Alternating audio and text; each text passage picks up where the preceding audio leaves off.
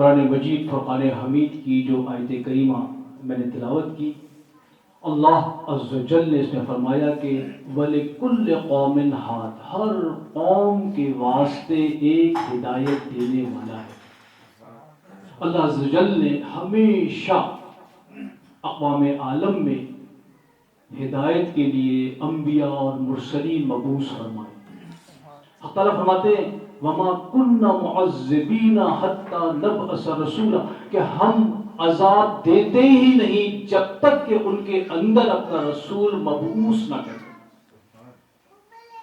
جب کوئی ہادی آ جاتا ہے، کوئی رسول مبعوث ہو جاتا ہے، لوگوں کو راہ حق کی طرف بلاتا ہے، ہدایت کی روشنی سے نوازتا ہے، پھر جب لوگ ان کا انکار کرتے ہیں، ان کی تذلیل کرتے ہیں، ان کی تحقیر کرتے ہیں، تو پھر عذاب الہی جو ہے وہ نازل ہونا شروع ہوتا ہے۔ تو اللہ تعالیٰ نے انسانوں کی فلاح، کامرانی، ہدایت، رہنمائی کے لیے انبیاء اور رسول مبعوث فرمائے، اور سب سے آخر میں نبی آخر الزمان، وجہ کون و مکان، جناب رسول اللہ صلی اللہ علیہ وسلم کو آخری نبی بنا کر کے مبعوث فرمایا۔ اگرچہ کہ آپ صلی اللہ علیہ وسلم آخر میں مبعوث کیے گئے، لیکن حقیقت یہ ہے کہ آپ صلی اللہ علیہ وسلم سب سے پہلے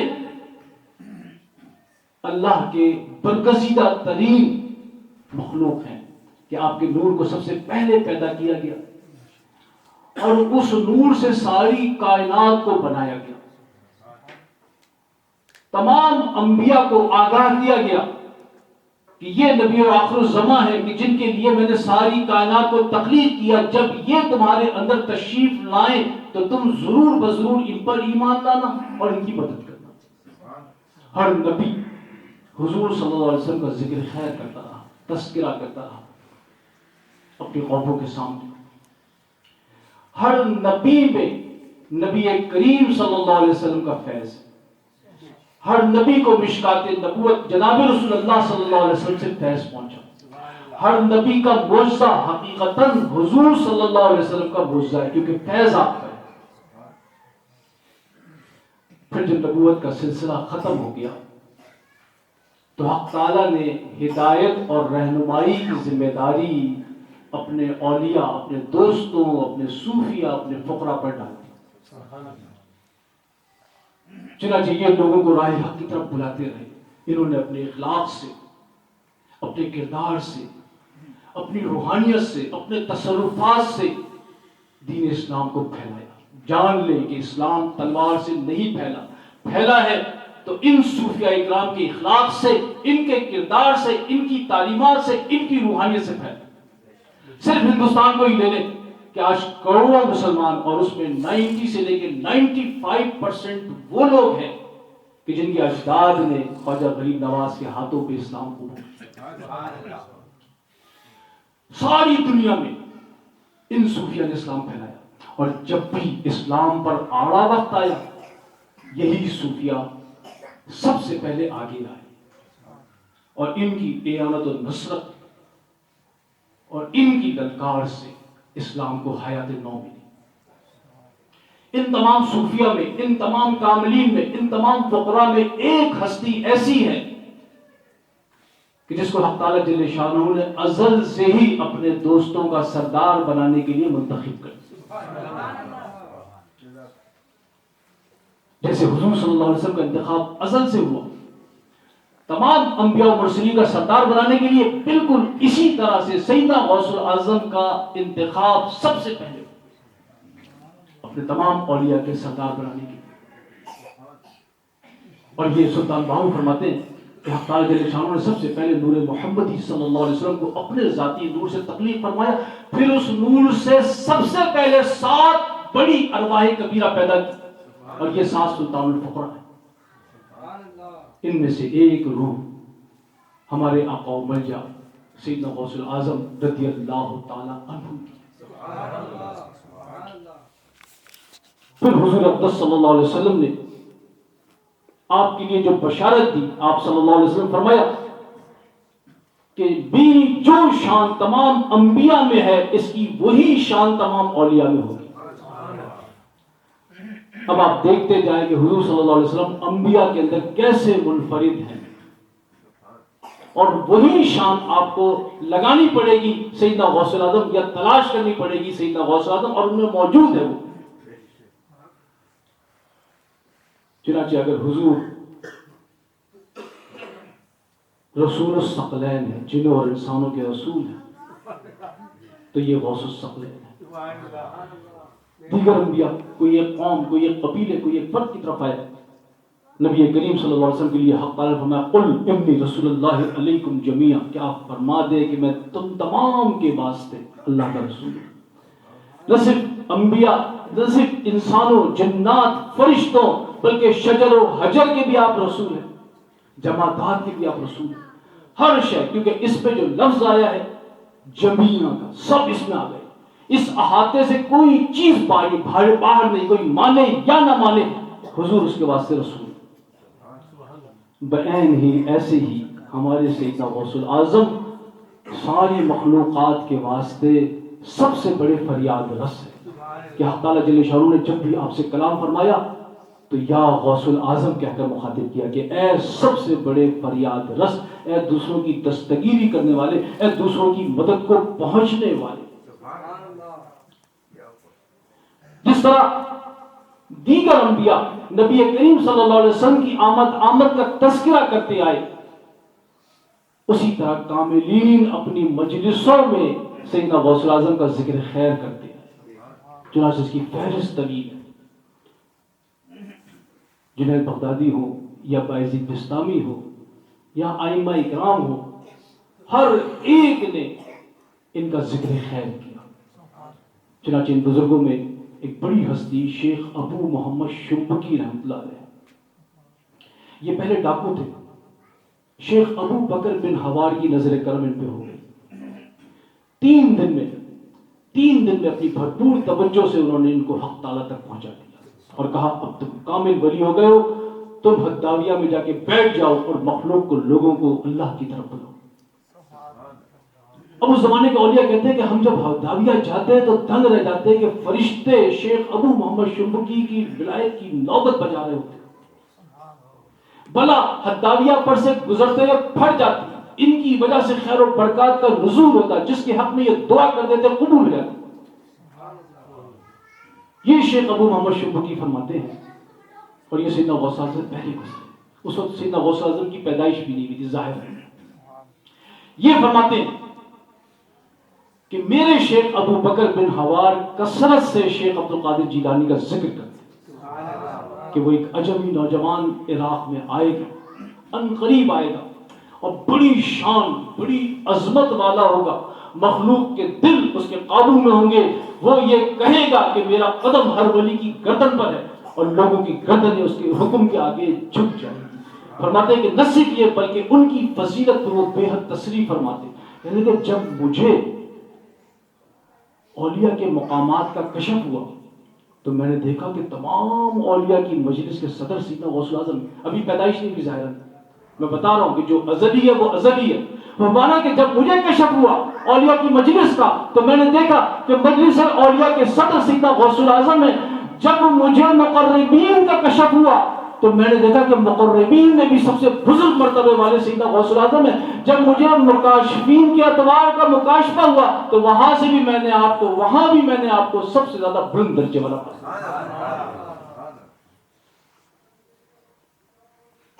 بغداد میں۔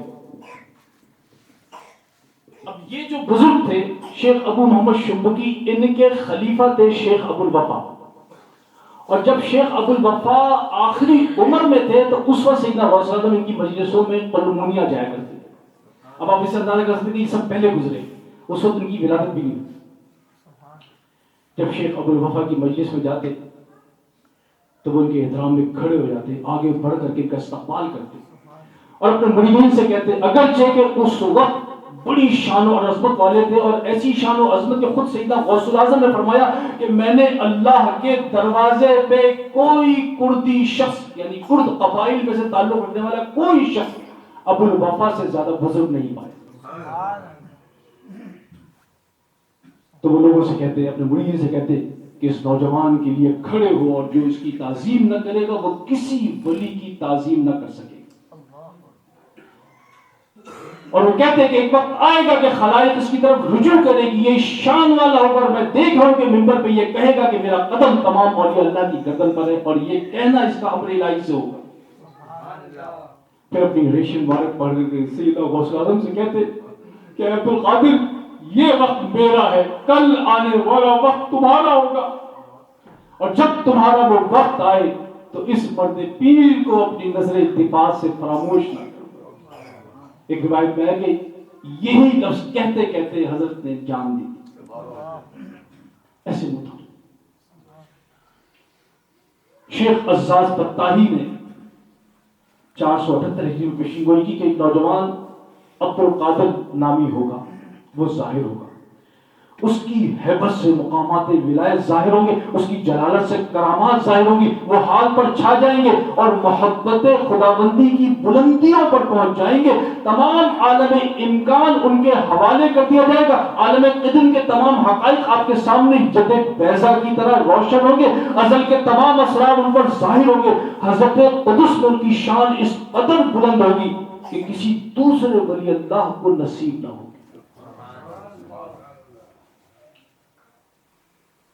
جب سیدنا غوث اعظم کی ولادت باسعادت ہوئی تو اس شب آپ کے والد کو خواب میں حضور صلی اللہ علیہ وسلم بشارت دی کہ اے ابو صالح، یہ جو تمہارا فرزند ہے یہ روحانی طور پر میرا بیٹا ہے، اور اس کی تمام اولیاء میں وہی شان ہوگی جو میری تمام انبیاء میں۔ آپ نے ابتدائی چند جماعتیں گیلان میں ہی پڑھی، فرماتے ہیں کہ جب میں مدرسے جاتا تو اپنے ساتھ فرشتوں کو چلتا دیکھتا، جب مدرسے پہنچتا تو فرشتے لوگوں سے کہتے کہ اللہ کے ولی کے لیے جگہ کشادہ کرو۔ 18 برس کی عمر میں غیبی اشارے کے پیش نظر آپ اپنی والدہ سے اجازت لے کر کے بغداد کی طرف علم دین حاصل کرنے کی غرض سے روانہ ہوئے۔ والدہ نے نصیحت کی کہ بیٹا ہر حال میں سچ بولو۔ قافلہ ابھی چند گام ہی چلا ہے کہ اس پہ ڈاکوؤں نے حملہ کر دیا، اور ڈاکوؤں کی تعداد 60 تھی، سب کا مال لوٹ لیا۔ سیدنا غوث اعظم سے کسی نے تعرض نہ کیا۔ ایک نے پوچھ لیا کہ لڑکے تمہارے پاس بھی کچھ ہے؟ آپ نے فرمایا کہ ہاں میرے پاس 40 دینار ہے۔ وہ پکڑ کے اپنے سردار کے پاس لے کے کہ یہ بچہ یہ کہتا ہے، کہنے کہاں ہے؟ کہنے لگے کہ میری گدڑی میں فلاں مقام پہ سلے ہوئے۔ انہوں نے تلاشی بھی، کھولا تو واقعی تھے۔ کہنے لگے کس بات نے تمہیں اس بات کے اظہار پر مجبور کیا؟ تم چھپا سکتے تھے، ہم نے تم سے کوئی تعارض بھی نہ کیا۔ آپ نے فرمایا کہ میں نے اپنی والدہ سے وعدہ کیا تھا کہ میں ہر حال میں سچ بولوں گا۔ اتنا سننا تھا، یہ سیدنا غوث اعظم کی روحانی توجہ تھی، یہ آپ کا فیضان صحبت تھا کہ اس ڈاکو کے سردار سے آنکھوں سے آنسو کی جھڑی لگتی کہ لیکن آپ کو اپنی ماں سے کیے گئے وعدے کا اتنا پاس ہے، اور میں اپنے رب سے کیے گئے وعدے کو بھولا بیٹھا ہوا ہوں۔ وہ آپ کے ہاتھوں پر طائب ہوا، اس کے پیچھے سارے ڈاکو آپ کے ہاتھ پر طائب ہوئے، اور بعد میں سیدنا غوث اعظم کی کرم نوازی سے وہ سارے کے سارے کاملین میں سے ہو۔ یہ واقعہ بتا رہا ہے کہ ابھی تو ابتدا ہے آپ کے فیض کا یہ عالم، اور ذرا غور کریں کہ آپ کاملین کے واسطے نہیں آئے، آپ تو ناقصین کو کامل بنانے کے لیے اس دنیا میں تشریف لائے۔ جب آپ بغداد تشریف لائے، مدرسے نظامیہ جو سب سے بڑا مدرسہ تھا اس میں داخل ہو گئے۔ جو رقم تھی تھوڑے دنوں میں خرچ ہو گئی، کیونکہ آپ بڑے سخی تھے، کسی بھی ضرورت مند کو خالی ہاتھ جانے نہیں دیتے۔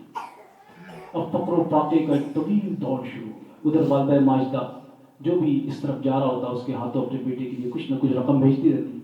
اب فرماتے ہیں کہ بعض اوقات ایسا بھی ہوتا کہ 15 دن گزر جاتے اور مجھے کھانے کو کچھ نہیں ملتا۔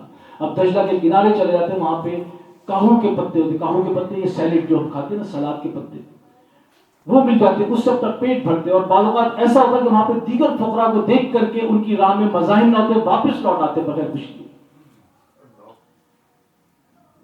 ان آزمائشوں اور تکالیف کے ساتھ ساتھ آپ کو جہاں پتہ چلتا کہ کوئی خدا کا ولی ہے، آپ اس کی مجلس میں حاضر ہوتے، باوجود اس کے کہ آپ اپنی شان سے، اپنی عظمت سے واقف تھے، کہ آپ نے خود فرمایا کہ درست علم قطباً قبل قلبی، کہ جب قبل بھی نہ تھا اس وقت اللہ نے قطبیت کے علوم مجھے سکھا دیے، لیکن اس کے باوجود آپ کو جہاں کوئی ولی ملتا اس کا بے حد ادب کرتے، اس کی مجلس میں جاتے. چنانچہ غوث کا شوہرہ تھا. اب اپنے 3 ساتھیوں کے ہمراہ ملاقات کے لیے گئے. 2 ساتھیوں نے راستے میں کہا کہ ہم سے یہ سوال کریں گے، یہ سوال کریں گے. آپ نے فرمایا کہ میں تو ان بزرگوں سے کوئی سوال نہ کروں گا، بلکہ میں ان کے فیضان صحبت کا منتظر رہوں گا.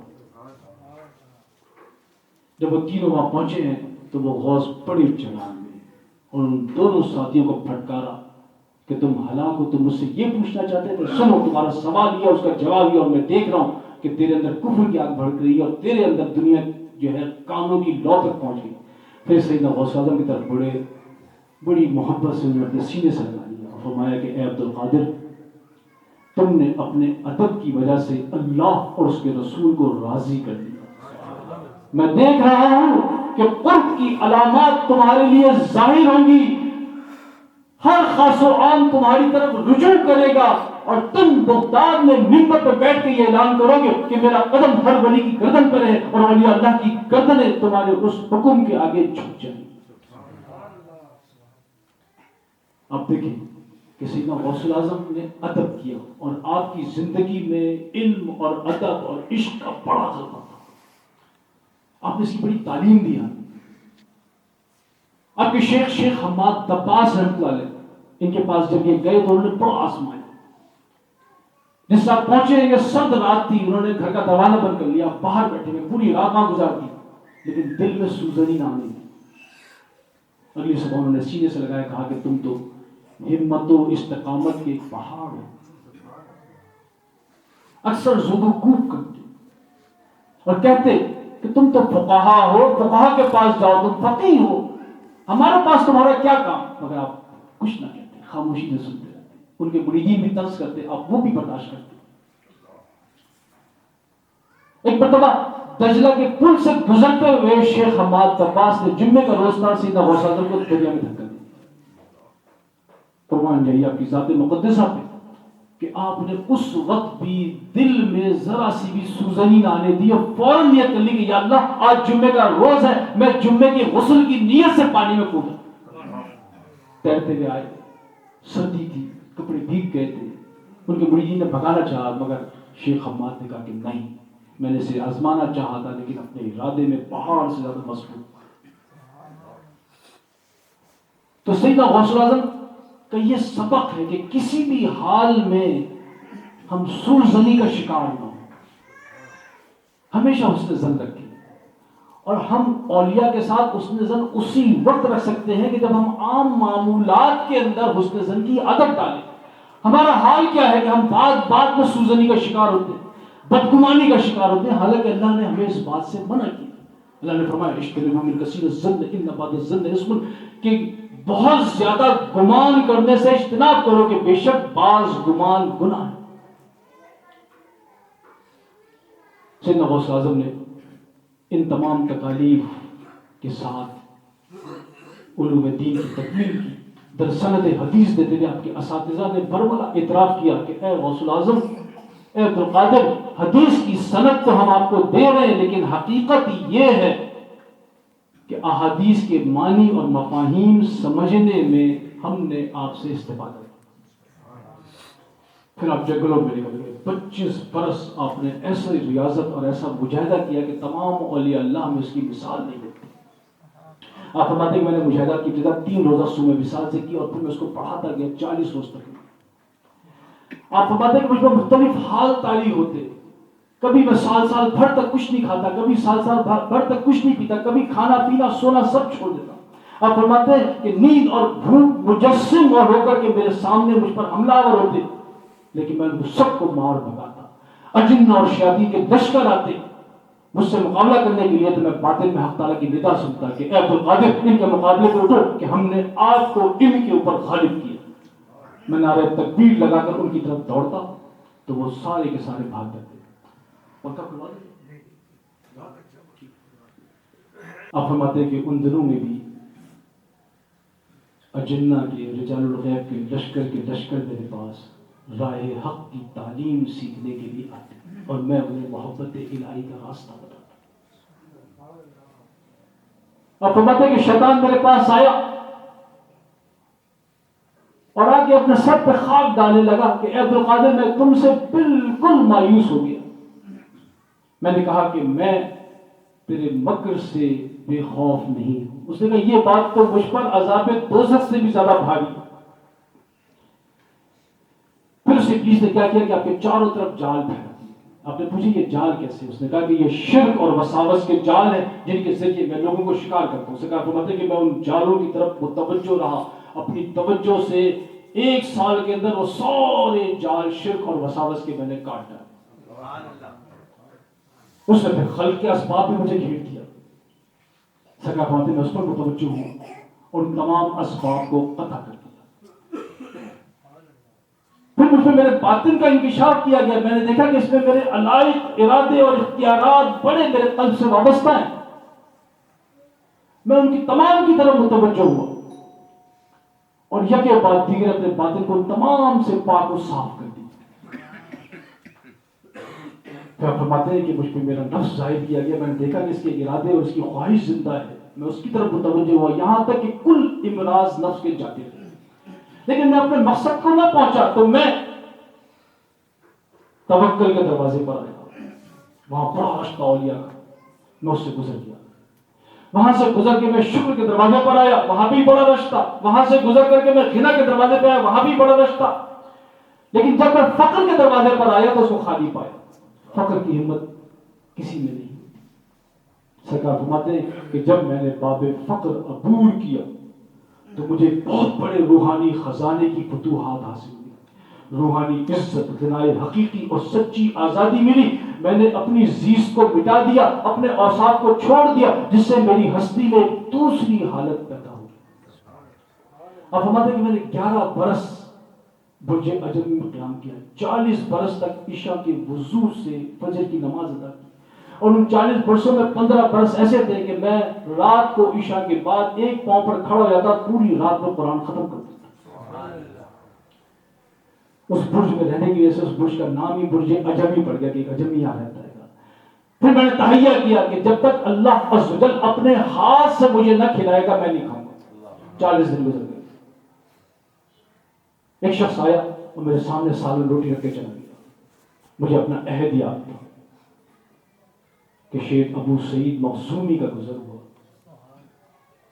انہوں نے کہا کہ عبد القادر یہ شور کیسا ہے؟ میں نے کہا یہ نفس کا اضطراب ہے مگر میری روح ذکر الہی کے ساتھ مطمئن. آپ نے فرمایا کہ باب العرش پہ واقع میرے مکان پہ آؤ اور یہ کہہ کے چل دی. اب یہ سوچ رہے کہ میں نے تو یہ عہد کیا ہوا ہے میں جاؤں یا نہ جاؤں. کہ ادھر میں خضر السلام آئے فرمایا کہ اللہ تعالیٰ عز و جل کا حکم ہے کہ آپ وہاں چلے جائیں. یہ وہاں گئے تو وہ دروازے پہ کھڑے منتظر تھے. کہنے لگے کہ کیا میرا حکم کافی نہ تھا کہ خضر کو بھی آنا پڑا؟ وہ اندر لے گئے اور اپنے ہاتھ سے ایک ایک لقمہ بنا کر کے کھلاتے گئے. انہوں نے کیا قسم کھائی تھی؟ اس وقت تک نہ کھاؤں گا کہ جب تک اللہ عز و جل مجھے اپنے ہاتھ سے نہ کھلائے. یہ جو شیخ کا ہاتھ ہوتا ہے یہ خدا کا ہاتھ ہوتا ہے. حدیث شریف میں ہے وَيَدُعُ الَّتِي يَبْطِشُ بِهَا کہ میں ان کا ہاتھ بن جاتا ہوں جس سے وہ پکڑتے ہیں.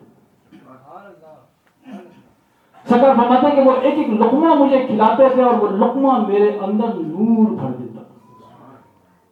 پھر انہوں نے اپنا مدرسہ آپ کو تفویض کی، اپنی خلافت عطا کی. اور سیدنا غوث اعظم نے نبی کریم صلی اللہ علیہ وسلم کے حکم پر مسند ارشاد سجائی، لوگوں کو درس دینا شروع کر. آپ کے درس کا شہرا تھوڑے ہی دلوں میں پھیل گیا کیونکہ عجیب کیفیت ہوتی تھی.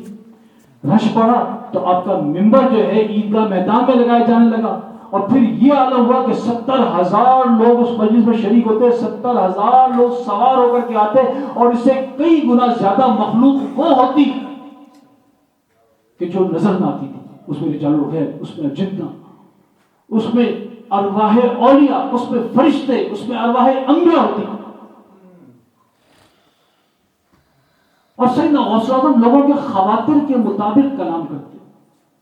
مجلس میں بیٹھا ہر شخص یہ سمجھتا کہ یہ تو مجھ سے مخاطب ہے، میرا عیب کھول رہے ہیں، میری بات بتا رہے ہیں، میرے اصلاح کے طریقے بتا رہے ہیں.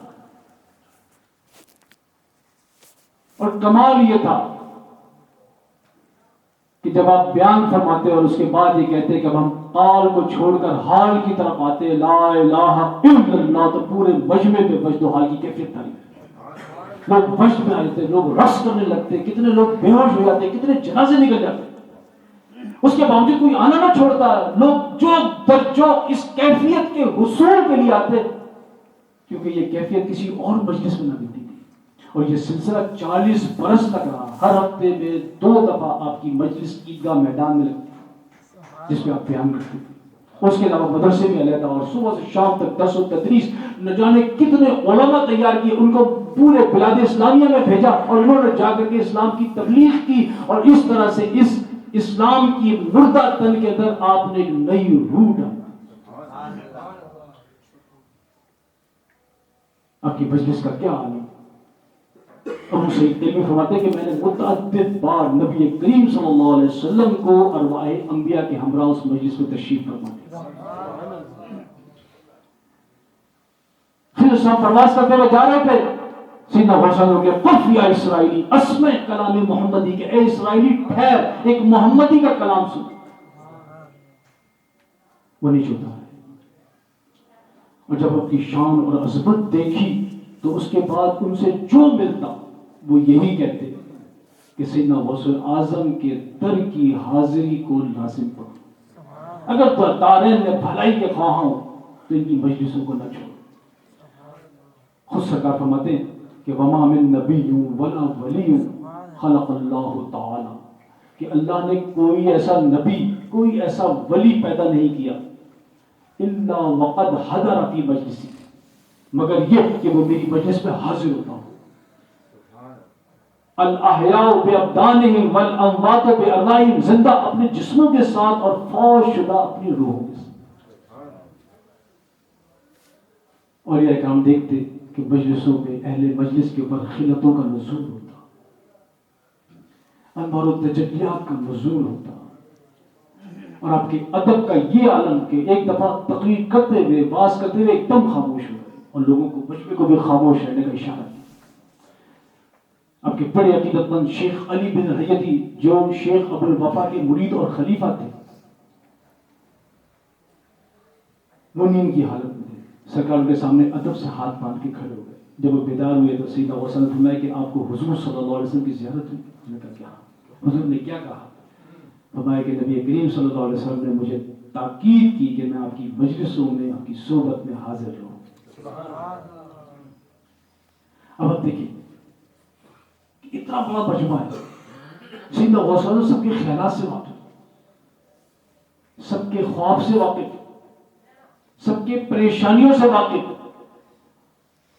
سب کے اعمال سے واقف، اور ان سب سے مخاطب ہو کر کے ایسا موجز نما کلام فرماتے تھے کہ اس میں ہر ایک کی اصلاح کا پہلو.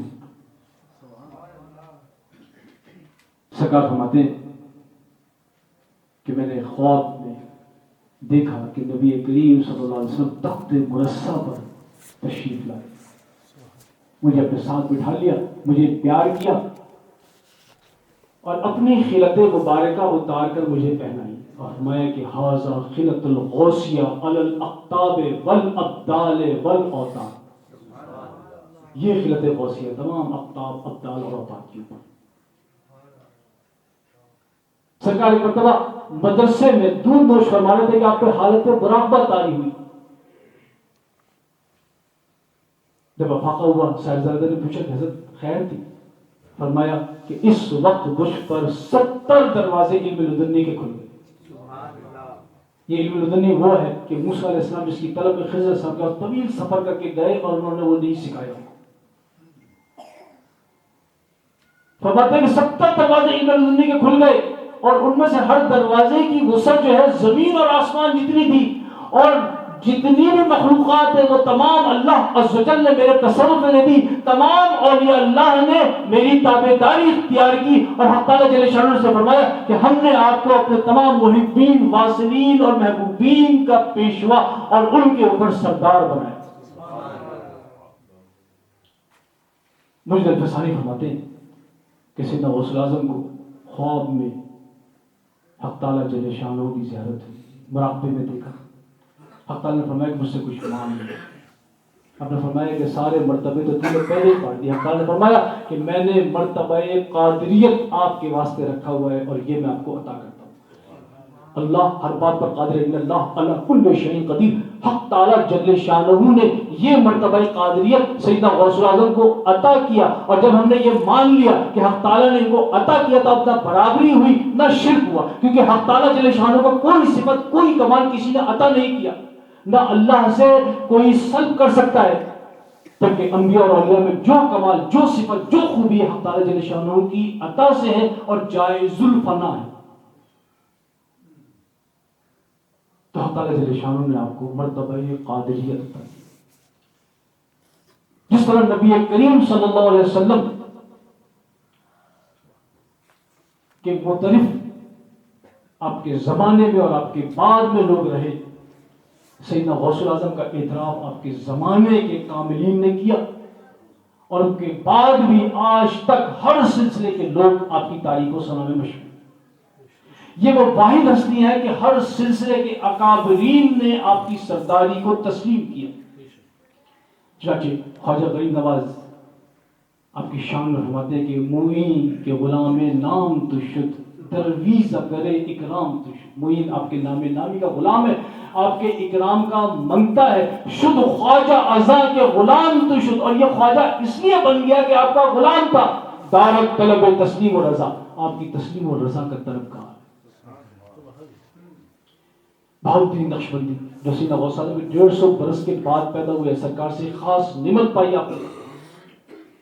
یہ فرماتے ہیں بادشاہ ہر دو عالم شاہ عبد القادر است.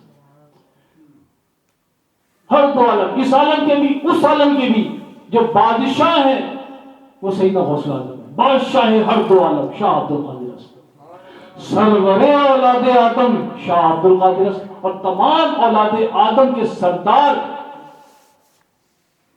سیدنا غوث اعظم.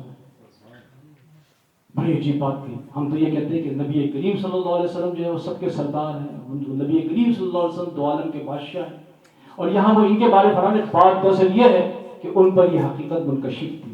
کیا حقیقت؟ کہ تمام اولیاء اللہ میں حقیقت محمدیہ صلی اللہ علیہ وسلم کا کامل ترین ظہور سیدنا غوث اعظم کی صورت میں ہو.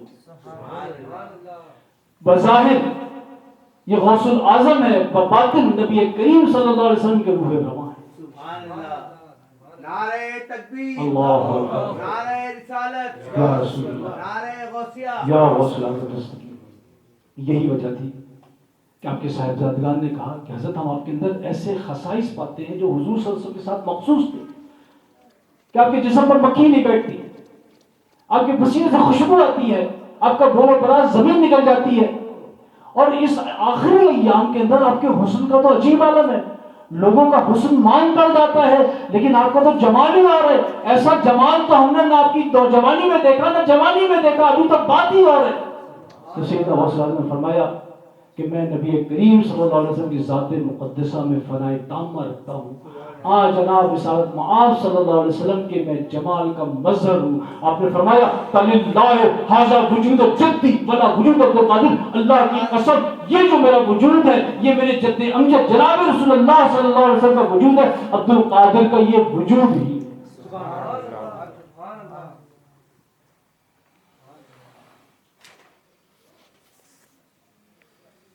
شیخ مطر بڑے بڑے کامل گزرے, ایسے بڑے کامل کہ جو یہودی نصرانی کو دیکھ لیتا مسلمان ہو جاتا.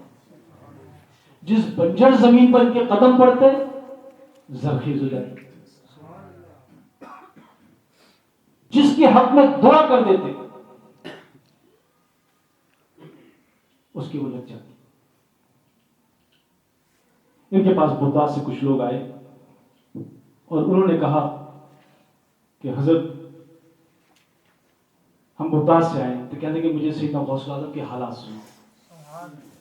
جب انہوں نے حالات سنائے تو وہ دشت میں آ گئے اور کہنے لگے کہ عبدالقادر جیلانی زمین میں حق تعالیٰ کے ایسے پھول ہیں کہ جس کے ذریعے اولیاء اللہ روح القدس کے اسرار کی خوشبو سنتے ہیں. وہ ایسی حضوری میں متکلم ہے جہاں اوروں کی زبانیں گم ہو جاتی ہیں. ہر ولی کو حال و مقام آج جناب کے توسل سے ملتا ہے. سیدنا غوث اعظم وصل حق کے لیے واسطہ ہیں اور ہر مجلس کے سردار ہیں اور جملہ موجودات کی آنکھ ہیں. آپ اولیاء کے درمیان خالص عرب ہیں اور عربیوں کے درمیان ان کے صاحب ہیں. جب آپ اپنی نگاہ کرم ہم پہ ڈالتے ہیں تو ہم سب جملہ اولیاء آپ کی اس نظر کی ضیافت میں ہوتے ہیں. جب آپ سانس لیتے ہیں تو ہم سب اس سانس کی حفاظت میں ہوتے ہیں. جب آپ قدم اٹھاتے ہیں تو ہم سب اس قدم کے سائے میں ہوتے ہیں.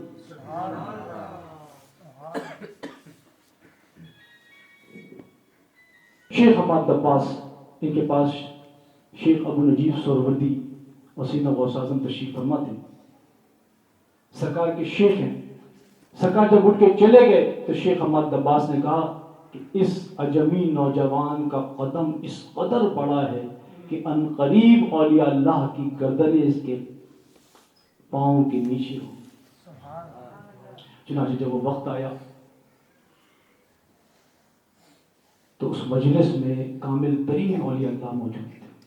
شیخ ابو سعید قیلوی فرماتے ہیں کہ میں نے دیکھا کہ اس وقت پورا آسمان بھرا ہوا تھا فرشتوں سے، ارواح اولیاء سے، رجال الغیب سے، ارواح انبیاء سے. اور میں نے دیکھا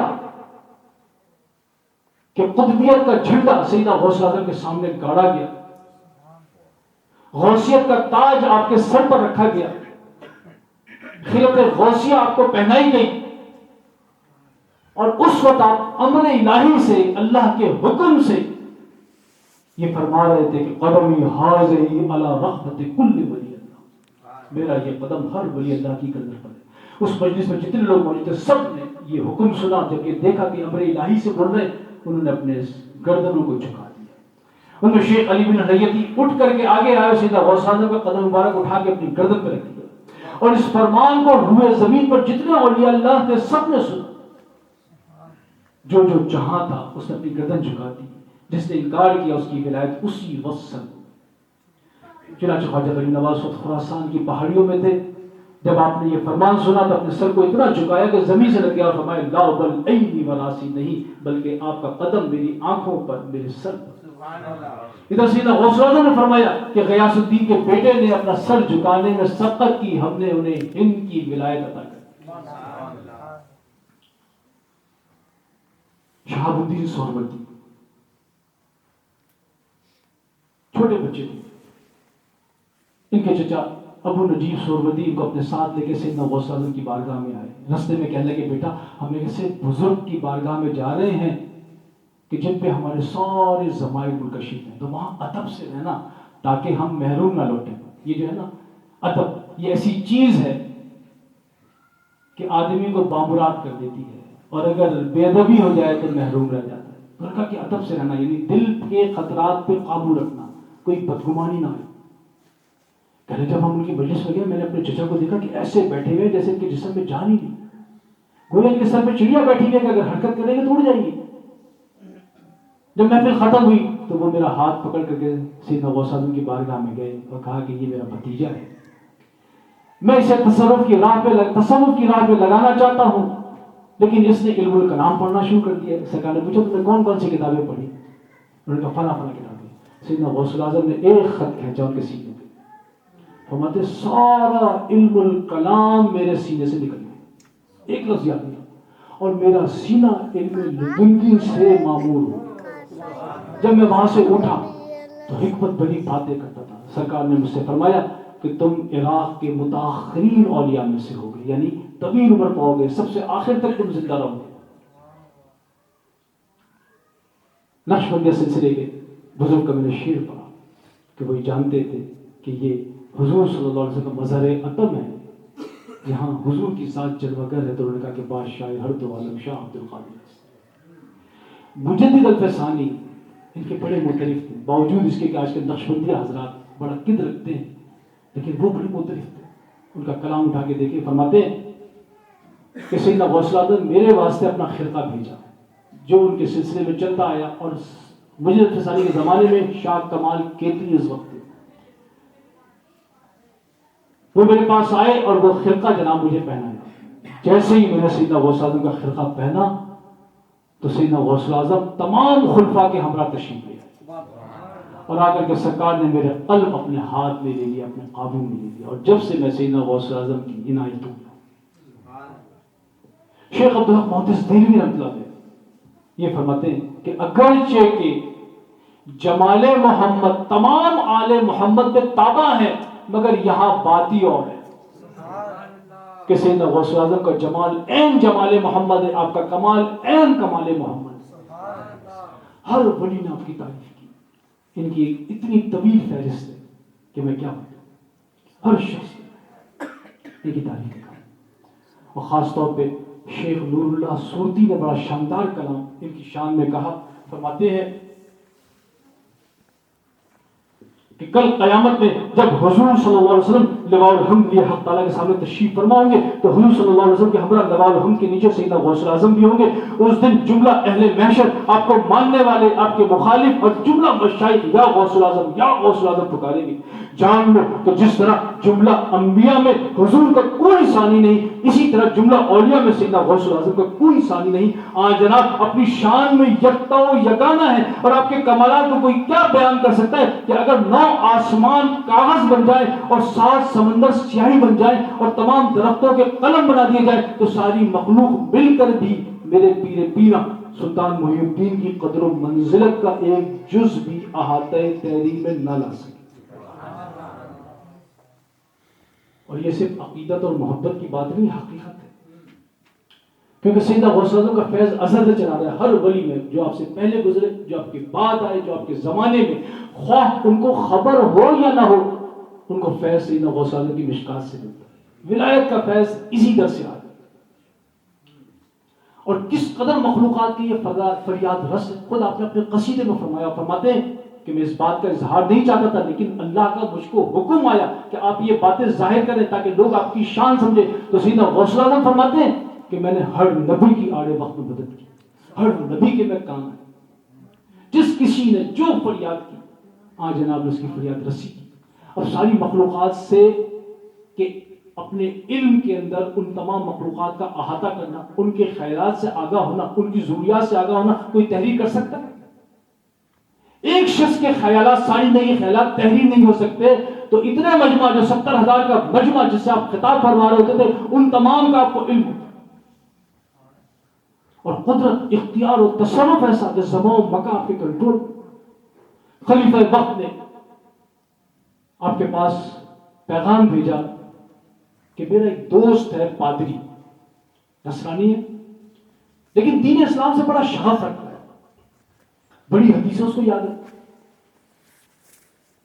لیکن صرف ایک بات اس کی سمجھ میں نہیں آ رہی. اگر وہ سمجھ میں آ جائے تو وہ اسلام قبول کر لے. اور اس نے بڑے علماء سے رجوع کیا مگر مطمئن نہ ہوا.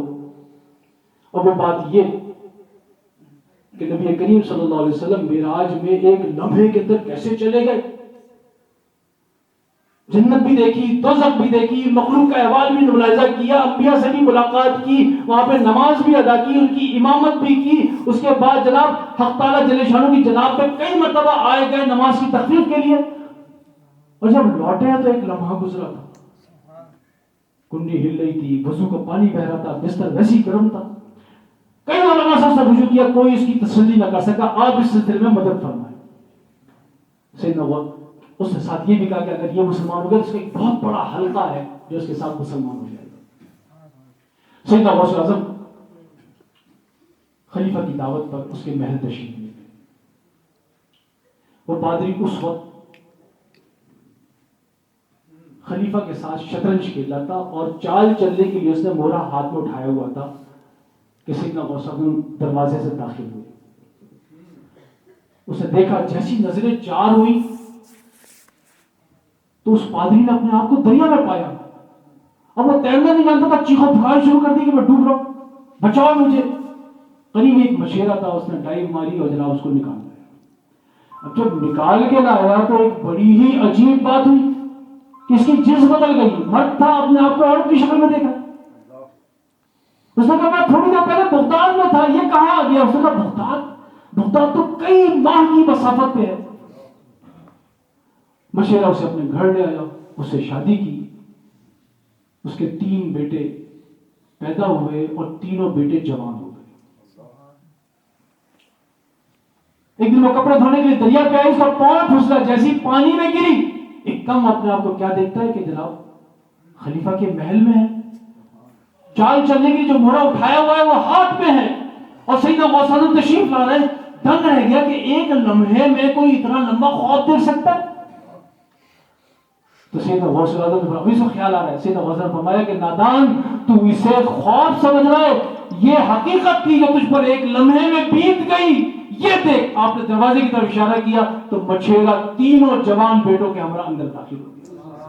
اب جب اس نے یہ دیکھا تو سیدنا غوث اعظم کے قدموں پہ گرا اور کلمہ پڑھ کے مسلمان ہو گیا۔ اس پہ معراج کی حقیقت منکشف ہوا۔ کسی کے لیے ایک لمحہ اور کسی کے لیے جناب سال ہر سال۔ اور قرآن میں اللہ تعالیٰ نے ہماری سمجھ کے لیے بتایا اصحاب کہف کا واقعہ کہ پوری دنیا پہ 309 برس گزر گئے لیکن اصحاب کہف میں ایک گھڑی گزری۔ عزیر علیہ السلام کا واقعہ کہ وہ سو گئے ایک گھڑی کے لیے اور ادھر 100 برس گزر گئے۔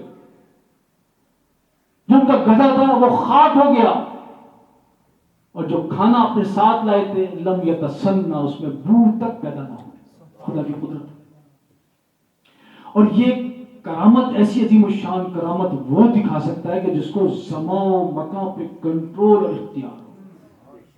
اور سیدنا غوث اعظم تو ایسی شان اور عظمت والے کہ حق تعالیٰ جل شانہ نے اپنے قدرت کاملہ سے آپ کو نوازا۔ آپ کے پاس ملک شام سے ایک شخص آیا، کہنے لگا کہ سرکار یہ جو آصف بن برخیہ تھے وہ تخت بلقیس پلک جھپکنے سے پہلے 300 میل دور سے اٹھا لائے، کیا آپ بھی ایسی کرامت دکھا سکتے ہیں؟ تو آپ مسکرائے۔ آپ نے فرمایا کہ اگر حق تعالیٰ جل شانہ کی طرف سے ممانعت نہ ہوتی تو میں ملک شام بغداد لے آتا اور بغداد کو ملک شام منتقل کر دیتا، اور آپ ایسا کر سکتے۔ آپ کیسی شان ہے، آپ کا یہ فیض سب کے واسطے عام، جس طرح حضور صلی اللہ علیہ وسلم کی رحمت اللہ عالمین کی تمام عالمین کے واسطے ایسی فیضان غوثیت بلا امتیاز دین و ملت سب کو پہنچ رہا ہے۔ چنانچہ ہمارے شیخ الخیری صاحب کا عینی واقعہ ہے، لاہور کے اندر دیکھا کہ بیساکھی کے بیلے کے اندر ایک سکھ جو ہے وہ بشت کے اندر یا غوث یا غوث یا غوث پکار رہا۔ قریب ایک فقیر تھا، وہ سیدنا غوث اعظم کی مرحمت پڑھا تھا، وہ بشت میں تھا۔ جب اسے افاقہ ہوا تو لوگوں نے پوچھا کہ بھائی تم سکھ ہو اور غوث پاک کو پکار رہے ہو اور ایسی حالت تمہاری، ایسا عشق؟ کہنے لگا سنو کہ جب ہند و پاک کی تقسیم ہوئی تو فسادات کی آگ بھڑک اٹھی۔ ہندوستان میں سکھوں نے مسلمانوں کو قتل کیا، یہاں جوابی کارروائی ہوئی۔ میرا یہاں سے چند گلی کے فاصلے پہ مکان تھا، میں اپنے گھر والوں کو جالندھر بھیج چکا تھا۔ اگلی صبح میں نے جانا تھا کہ بلوائیوں نے رات کو میرے گھر کو آگ لگا دی، اور چاروں طرف سے گھر کو آگ لگی ہوئی ہے، میرے پاس بچنے کے لیے کوئی راستہ نہیں۔ اس وقت بے اختیار میرے منہ سے نکلا کہ یا غوث الاعظم دستگیر، اے غوث پاک میری مدد کرے۔ جو ہی میں نے پکارا سیدھا غوث اعظم تشریف لے آیا، اور پلک جھپکنے میں مجھے آپ نے ہاتھ پکڑ کر کے میرے خاندان کے پاس جالندھر پہنچا دیا۔ جب سے میں ان کا عقیدہ بند ہوں۔ ایک ہندو کا واقعہ، ہر 11ویں کو جناب دیگے پکواتا، گھر کو لائٹوں سے روشن کرتا، مسلمان مولوی کو بلاتا۔ لوگوں نے کہا کہ تم ہندو ہو اور ان کا ایسا تذکرہ کرتے ہو؟ کہنے لگا تمہیں کیا بتاؤں کہ ایک دفعہ مجھ پر سخت مصیبت آن پڑی، میری جان پر پڑ گئی۔ اس وقت میں نے پکارا کہ اے مسلمانوں کے پیرانے پیر میری مدد کرے۔ سیدنا غوث اعظم نے مجھے اس مصیبت سے نکال لیا۔ جب سے میں آپ کا منتقل، اس کے انتقال کے بعد لوگوں نے اس کے جسم کو جلانا چاہا، نہیں جلا سکے، اٹھا کے گنگا میں ویسے ہی بہا دیا۔ سرکار نے اپنے ایک مرید کو بشارت دی کہ جاؤ جا کے اس ہندو کو نکالو اور اس کی تجہیز و تکفین کرو، کہ لوگوں کے سامنے بظاہر وہ ہندو تھا لیکن اہل اللہ کے سامنے وہ مسلمان تھا، اور اس کا نام یہ تھا۔ بعض لوگ اعتراض کرتے ہیں یہ کیسے ممکن ہے، سیدنا غوث الاعظم کا عقیدت مند ہو کر کے بخشا جائے، یہ کیسے ہو سکتا ہے؟ ایسے لوگوں کو بھی اللہ نے قرآن میں جواب دیا۔ سورہ کہف میں ایک کتے کا تذکرہ ہے حدیث میں آیا کہ وہ کتا لباس انسانی میں قیامت کے روز جنت میں جائے گا. کیا اس کتے نے کلمہ پڑھا؟ کیا اس نے نمازیں پڑھی؟ کیا اس نے اس نبی کی شریعت پہ عمل کیا؟ کچھ بھی نہیں کیا. یہ اللہ کون سا ایسا عمل ہے؟ رب تعالیٰ اس کا ایک ہی جواب ہے، وہ یہ کہ وہ اہل اللہ کی صحبت میں بیٹھنے کا شوقین. اگر بنی اسرائیل کے اولیاء کی صحبت میں کتا بیٹھ کر کے جنت کا حقدار ہو سکتا ہے تو سیدنا غوث اعظم کا عقیدت مند، ان کا موحد، ان کا نامی لیوا کیسے مغفرت کا، کیسے بخشش کا حقدار نہیں ہو سکتا؟ حق تعالیٰ نے قرآن میں ہر بات ہمیں سمجھائی، ہم غور ہی نہیں کرتے. حق تعالیٰ شکوہ کرتے ہیں فَلَا يَتَدَبَّرُونَ الْقُرْآنَ، تم لوگ قرآن میں تدبر کیوں نہیں کرتے، غور کیوں نہیں کرتے؟ اس میں ہر بات. سورہ کہف اٹھا کے دیکھ لیں، پوری سورت کے اندر ہڈن میسج ہے کہ اولیاء کی صحبت اختیار کرو. وقت نہیں، میں تفصیل سے ایک بات بتاتا ہوں. اور یہ سورت ایسی سورت ہے کہ جو فتنہ دجال سے بچانے والی ہے. میسج کیا ہے؟ اولیاء کی صحبت اختیار کرو. پتہ یہ چلا کہ فتنہ دجال اولیاء سے دور کرنے کی کوشش ہے، اور اس سے بچنے کا طریقہ یہ ہے گا کہ اس سورہ کے معنی اور مفاہیم پہ عمل کیا جائے جو اللہ تعالیٰ فرماتا ہے گا کہ اولیاء کی صحبت، ان کی معیت، ان کی ہمنشینی اختیار کی جائے. ایسے ہی مولانا نے کہہ دیا کہ سو ساعت یک صحبت با اولیاء بہتر از 100 سال طاعت بیریا. 100 سال کی بیریا عبادت سے بہتر ایک گھڑی کی مجلس میں گزارنا ہے. اور کہ خواہر ہم نشینی با خدا، وہ نشینت در حضور اولیاء، جو بھی یہ چاہتا ہے کہ اللہ کی ہم نشینی اختیار کرے، اسے چاہیے کہ وہ اللہ والوں کی ہم نشینی اختیار کرے. دیکھیں ہم خدا تک نہیں پہنچ سکتے. مولانا روم نے اس واقعے کو سمجھایا. طریقہ کیا ہے؟ بڑا آسان طریقہ. کہ چیونٹی کے دل میں خیال آیا کہ کسی طریقے سے میں کعبے کو تک پہنچ جاؤں. چیونٹی کی رفتار دیکھیں، ہزاروں میل کا فاصلہ. اللہ نے اس کے دل میں اس کے شوق کی وجہ سے ڈال دیا. وہ ایک باز کے قدموں سے چمٹ گئی. باز اڑا، پرواز کرتا ہوا کعبے کی دیوار پہ جا کے بیٹھ گیا. چوٹی وہاں اتر گئی. اگر قرب حق چاہیے تو کسی اولیاء کے، کسی ولی کے دامن سے وابستہ ہو جاؤ، کیونکہ یہ اللہ کے ہمنشی ہیں. جو ان کا ہمنشی ہو جاتا ہے خدا کا ہمنشی ہو جاتا ہے. اگر فضیلت علم کے سبب ہے تو سیدنا غوث اعظم فرماتے ہیں کہ درست العلم حتی صرت قطبا، کہ میں تو پڑھتے پڑھاتے قطبیت کے مدارج طے کر. اگر تصرف ہے تو آپ فرماتے ہیں فمن فی اولیاء اللہ مثلی ومن فی العلم والتصریف حالی.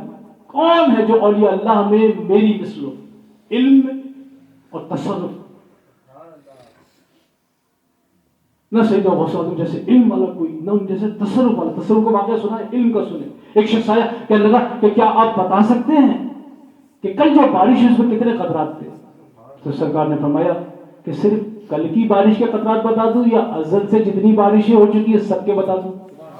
اس نے کہا واہ، اس سے بڑھ کے اور کیا بات ہوگی؟ سرکار نے فرمایا کہ میں بتا دوں یا تو اپنے منہ سے خود بتا دے. اس نے کہا واہ سبحان اللہ، اس سے بڑھ کے کیا بات ہوگی؟ سرکار نے توجہ فرمائی، اسی وقت وجد و حال میں آ گیا، جذب پہ چلا گیا، جنگلوں کو نکل گیا، کیونکہ اس پر معرفت کھل گئی تھی. جب ایسا علم کھل جائے جس کو برداشت نہ کر سکے تو آدمی مجذوب ہو جائے.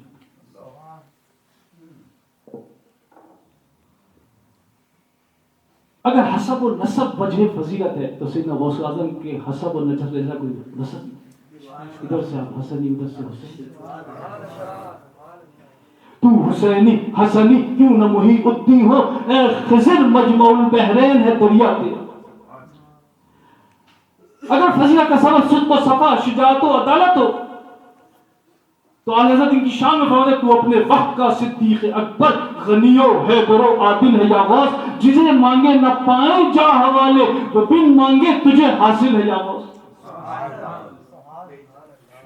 اور اگر قدرت و اختیار وجہ فضیلت ہے تو آپ کو تو حق تعالیٰ نے اپنی قدرت کاملہ سے نواز دیا. سرکار فرماتے کہ کیوں نہ قاسم ہو کہ تو ابن ابی قاسم ہے، کیوں نہ قادر ہو کہ مختار ہے بابا تیرا. اور شان و عظمت دے کے سرکار ہوتا ہے نظر تو الہ بلاد اللہ جمعن کا قرد دلتل علی حکم اتصالی کہ میری نظر میں اللہ کے سارے شہر اس طرح ہیں کہ جس طرح ہاتھ پر رائی کے دانے. اور یہ اللہ کے شہر صرف اس کائنات ہماری زمین پہ نہیں ہے, ہمارے اس سے کہکشاں میں نہیں ہے. اس کہکشاں جیسی ان گنت کہکشائیں نہ جانے اس میں کتنے عوالم ہیں, اس میں کتنے بلاد ہیں. سرکار فرماتے ہیں کہ سارے بلاد میری نظر میں اور ایسے ہیں کہ جیسے ہاتھ پہ رائی کے دانے تھے. آپ نے فرمایا کہ انسانوں میں بھی شیخ ہوتے ہیں, جنات میں بھی شیخ ہوتے ہیں, فرشتوں میں بھی شیخ ہوتے ہیں. وہ انا شیخ الکل, میں ان سب کا شیخ. اب جو شیخ ہوتا ہے اس کو اپنے مریدین پر اختیار ہوتا ہے, اس کو اس پر قدرت ہوتی ہے. اور سیدنا غوث اعظم تو ان لوگوں کے سردار ہیں جن کی شان میں اللہ نے فرمایا وَسَخَّرْنَا لَكُم مَّا فِي السَّمَاوَاتِ وَمَا فِي الْأَرْضِ جَمِيعًا مِّنْهُ کہ ہم نے تمہارے واسطے مسخر کر دیا جو کچھ بھی زمین اور آسمانوں میں اور جو کچھ اس کے مابین ہے. یہ اولیاء کامرین ہے, یہ اقطاب عالم ہے کہ جن کے قبضے میں ساری مخلوقات ہوتی ہے جو اس میں تصرف کرتے ہیں, اور ان تمام کے سردار سیدنا غوث اعظم ہے.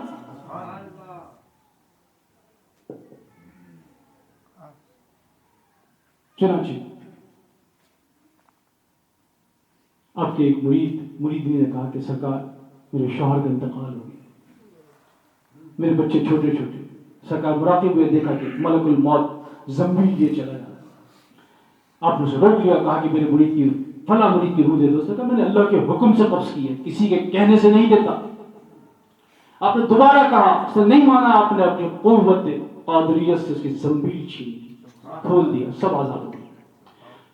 حق تعالیٰ جل شانہ کی جناب میں کیا کہ اللہ تجھے معلوم میرے ساتھ کیا ہوگا. حق تعالیٰ نے فرمایا کہ وہ میرے محبوب ہیں, تو نے ان کی بات کیوں نہ مانی. اگر ان کی بات مان جاتا تو سب روحوں سے ہاتھ نہ دھو بیٹھتا. افسوس بعض کم فہم علماء اولیاء کو اپنے اوپر قیاس کرتے ہوئے اس قسم کے واقعات کا انکار کرتے, وہ غور نہیں کرتے. کسی تو غوث اعظم کی شان اور عظمت ایسی ہے کہ جبریل بھی تنگ ہے.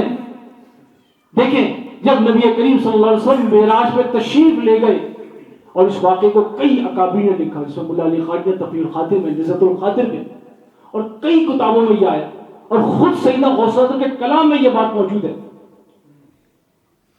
تو جبریل ایک مقام پہ جا کے ٹھہر گئے, وہاں سے رفرف پہ بیٹھے, وہاں سے اس مقام پہ گئے.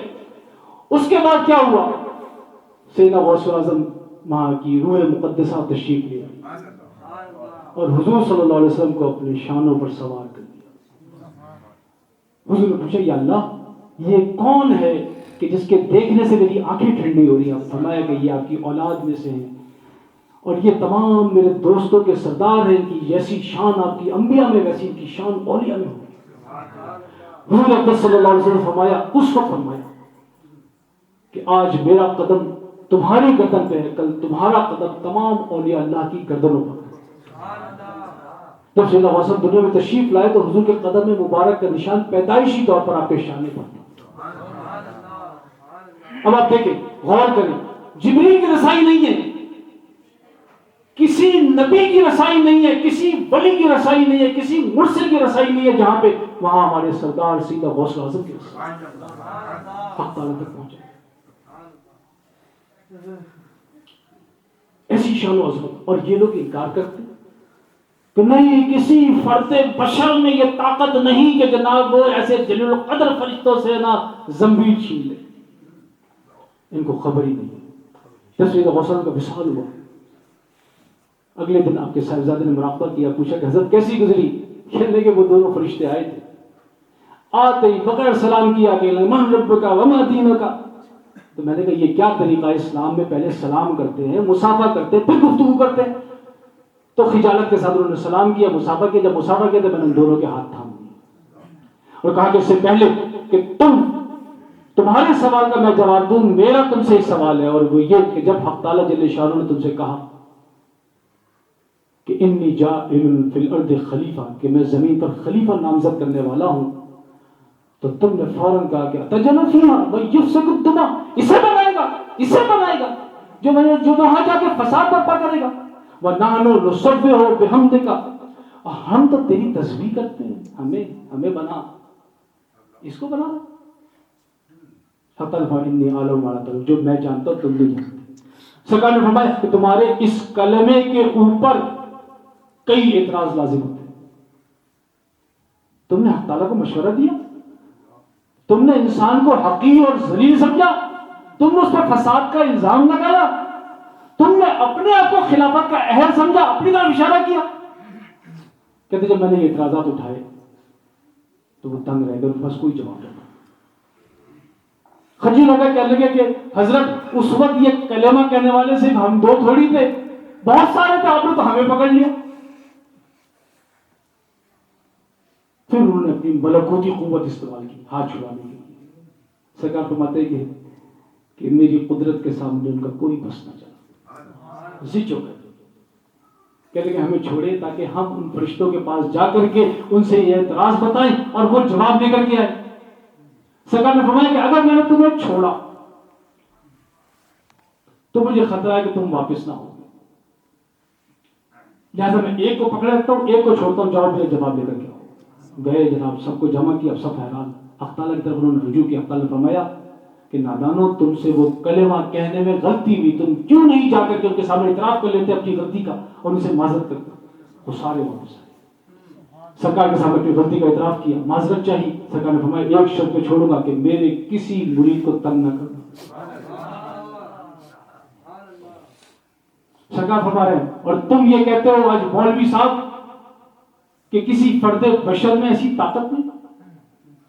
تمہیں کیا خبر ان اولیاء اللہ کی شان کا. انسان اشرف المخلوقات ہے اور فرشتے مخلوق ہے, انسان ان سے اشرف ہے, بشرطے کہ اپنے اس شرف پہ پہنچے. اور سیدنا غوث تو ایسے شان شرف والوں کے سردار ہیں, ان کے آقا ہیں.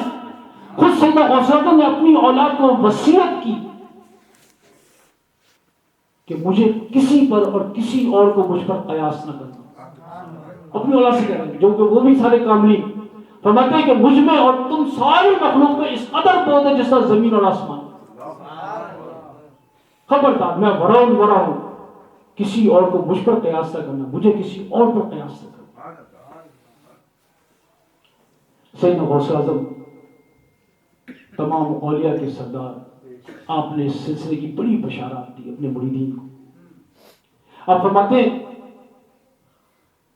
کہ حق تعالیٰ جل شانہ نے مجھے ایک طویل فہرست عطا کی جس میں قیامت تک ہونے والے میرے سارے مریدین کے نام ہے. حق تعالیٰ نے اسے فرمایا کہ عبد القادر, میں نے تیری خاطر ان سب کو بخش دیا. آپ فرماتے ہیں کہ میں نے داروغہ جہنم مالک سے پوچھا کہ کیا تیرے پاس بھی میرا کوئی مرید ہے؟ اس نے کہا کہ حضرت آپ کے مرید کو جہنم سے کیا سروکا. سرکار فرماتا ہے کہ میں درگاہ حق سے اپنے قدم اس وقت تک پیچھے نہ ہٹاؤں گا جب تک اپنے ایک ایک مرید کو بخشوا کر اپنے ساتھ نہ لے جاؤں. اور سرکار کی ایک بشارت آپ نے فرمایا کہ مریدی لا یموت الا علی الایمان, میرا مرید نہیں مرے گا, اگر مرے گا تو ایمان پر مرے گا. سلطان باہو فرماتے ہیں کہ مرید قادری اگرچہ کہ زندگی میں ہی آج جناب کی توجہ سے مائل باصلاح ہو جاتا ہے, لیکن اگر ایسا نہ بھی ہو تو جو وقت آخر آتا ہے سیدنا غوث اعظم اس کی طرف متوجہ ہوتے ہیں. ان کی روحانی توجہ, ان کی رفاقت اس کے شامل حال ہوتی ہے. اور اس کا نتیجہ کیا ہوتا ہے کہ وہ کلمہ پڑھتا ہوا, استغفار کرتا ہوا اس دنیا سے رخصت ہوتا ہے. اور حدیث شریف میں من کلام آخر لا الہ الا اللہ فدخل الجنہ بلا حساب و بلا کتاب, جس کا بھی آخری کلام لا الہ الا اللہ ہے وہ جنت میں بغیر حساب و کتاب کے داخل ہوگا. لوگوں نے پوچھا سرکار سے کہ اگر کوئی شخص آپ سے بیعت نہ ہوا, آپ کے سلسلے میں داخل نہ ہوا, لیکن آپ سے عقیدت رکھتا ہے, محبت رکھتا ہے, آپ کی عقیدت کا پٹا اپنے گلے میں ڈالتا ہے, اپنے آپ کو قادری کہتا ہے, تو کیا وہ بھی ان تمام بشارات میں شامل ہوگا؟ سیدنا غوث نے فرمایا کہ جس شخص نے بھی اپنے آپ کو مجھ سے منسوب کیا, جس نے بھی میری عقیدت کا پٹا اپنے گلے میں ڈالا, وہ میرا ہے. اور حق تعالیٰ جل شانہ نے مجھ سے میرے تمام مریدین, معتقدین اور محبین کے ہمراہ سب کی مغفرت کا وعدہ فرمایا.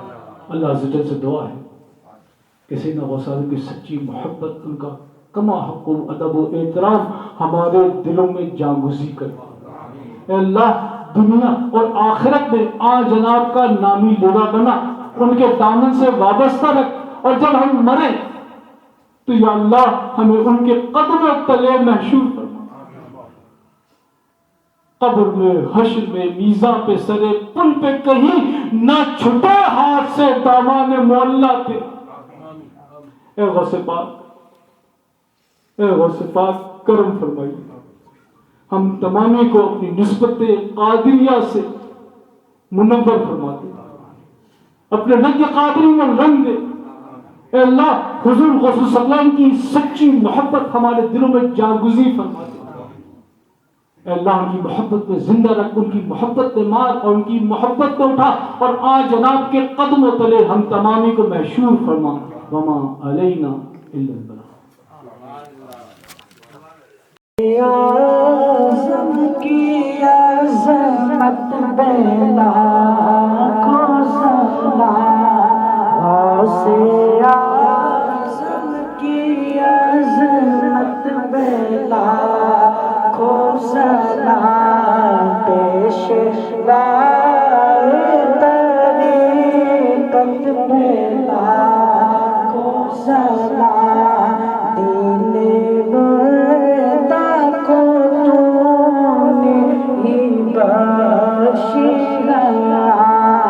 اور قضا مبارک کو دی تو نے مار، یوں تو ہے آپ میرے رب کی ساری صفات، یوں تو ہے آپ میرے رب کی ساری صفات، شان قدرت پہ لاکھوں سلام، غوث اعظم کی عظمت پہ لاکھوں سلام، پیشوائے طریقت پہ لاکھوں سلام، اب تو غر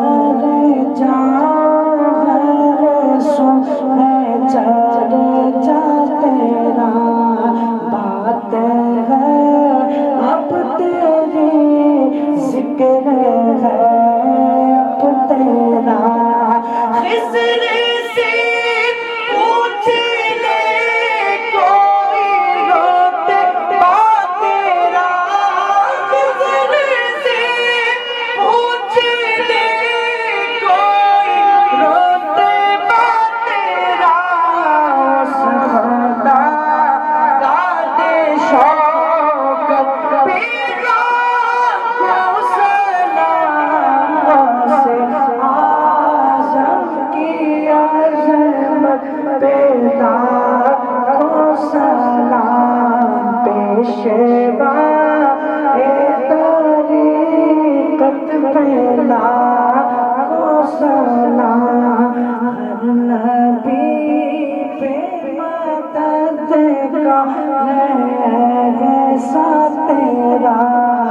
ہر ولی پہ ایسا تیرا، پٹنا ہے تو عالم میں فیضا تیرا، پٹنا ہے تو عالم میں فیضا تیرا، ایسے جو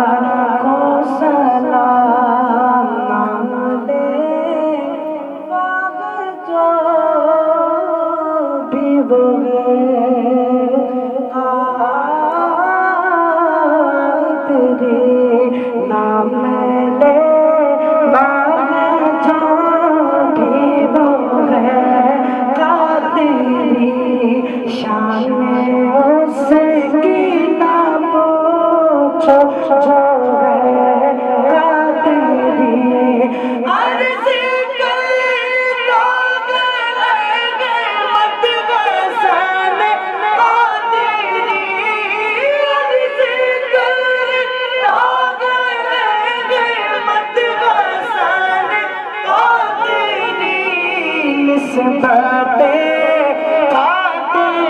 قادریت بلا تو سلام سے اعظم کی عظمت بلا تو سلام پیشوائے